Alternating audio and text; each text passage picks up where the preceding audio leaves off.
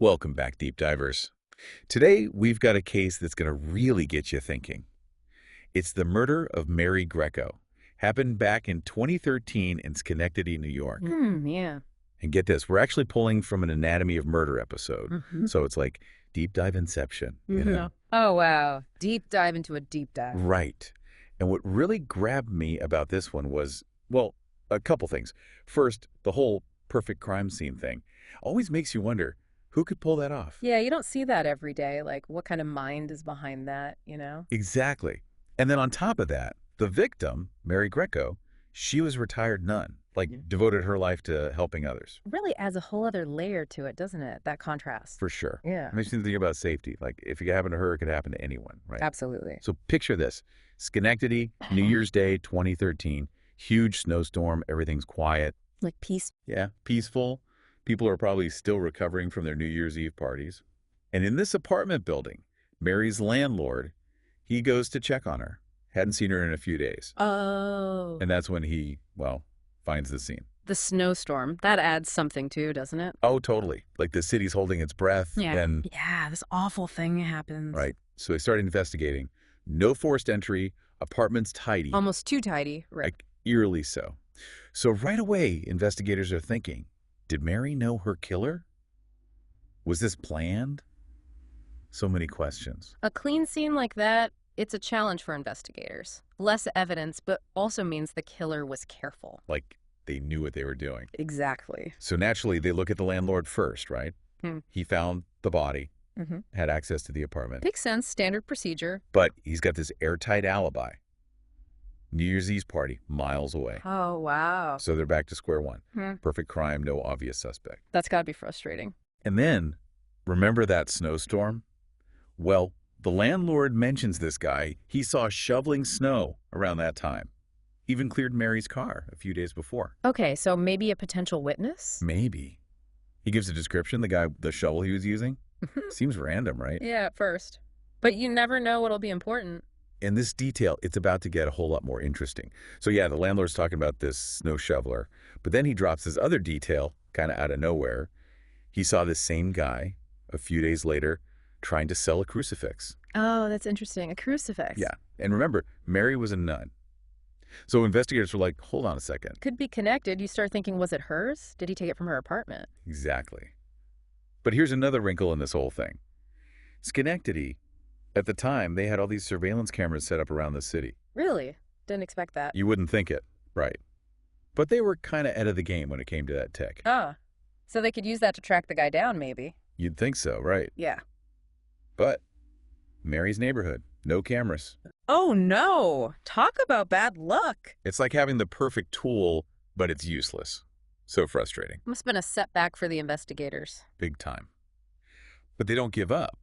They're still trying to find this snow shoveler, thinking maybe he's got some answers. Every lead counts in a case like this. And it's not just about finding the killer. You know, the whole community's on edge. They want answers. They want to feel safe again. Understandably so. This kind of thing, it shakes everyone up. Definitely. And it wasn't just talk either. Mary had this elderly neighbor. She was so freaked out, she actually moved. Wow, really? That's intense. And her son, he even put up a $5,000 reward for info. That's how much it affected them. It's a reminder that crime, it doesn't just impact the victim, it ripples outwards. It does. So while all this is going on, remember that toilet seat? The one that was up? Oh yeah, that was weird.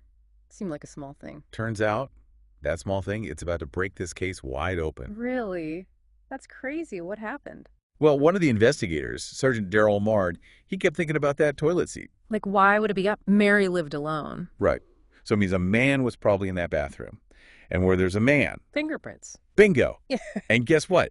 They find a clear fingerprint right there on the toilet plunger handle. Talk about a lucky break. They rush it to the lab, wait a couple days, and bam, they get a match. Gotcha. Who was it? A guy named Michael Briggs, 37 years old. Recently moved to Schenectady from New York City. Finally a name. But I bet that's just the start of it. Get it. They got a name, a fingerprint, but now they got to figure out, who is this guy?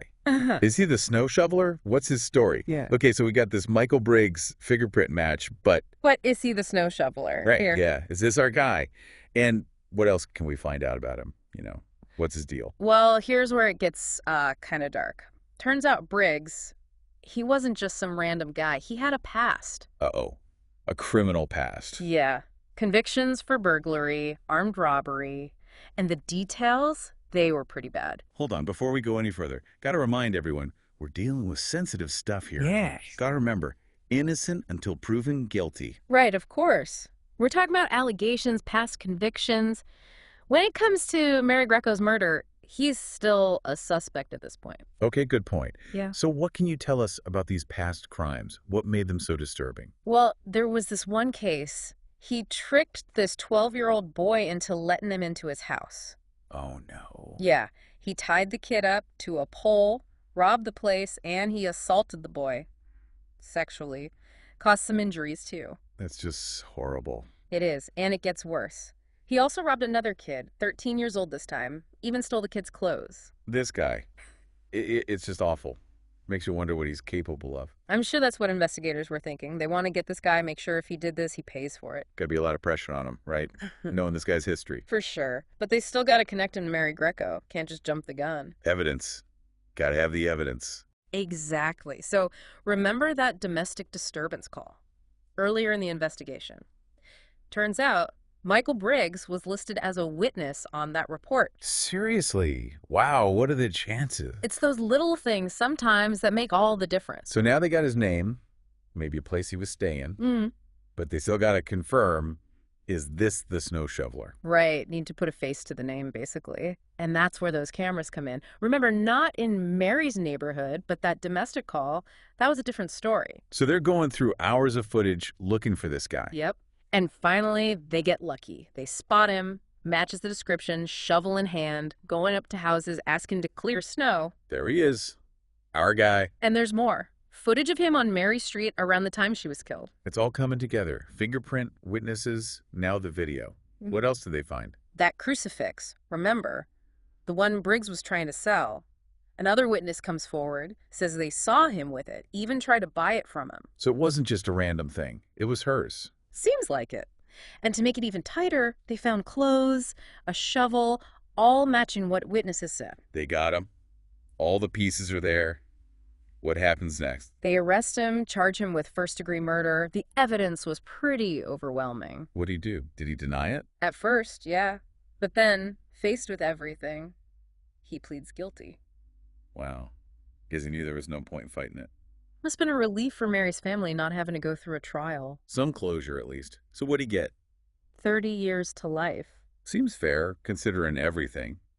But even with the case closed, it makes you think, right? Justice, rehabilitation. Yeah. How do we balance those things? Tough question. We want people to pay for their crimes, but there's also that hope that they can change. It's not easy, especially in a case like this. It's not. And honestly, there's no simple answer. It's something we as a society got to keep wrestling with. You know what really gets me about this case? Those little details. Yeah. The toilet seat. The crucifix. It's like something out of a detective novel. Makes you wonder how much we miss every day just because we're not paying attention. It's true. Maybe we should all be a little more observant, a little more curious. I think that's a great takeaway. Thanks for joining us for this deep dive into the Mary Greco case. It's a case that really shows how important it is to, well, pay attention to the details, to the people around us. And maybe, in honor of Mary Greco, we can all try to be a little more compassionate, a little more believing in second chances. That's a good thought. Until next time, deep divers, stay curious.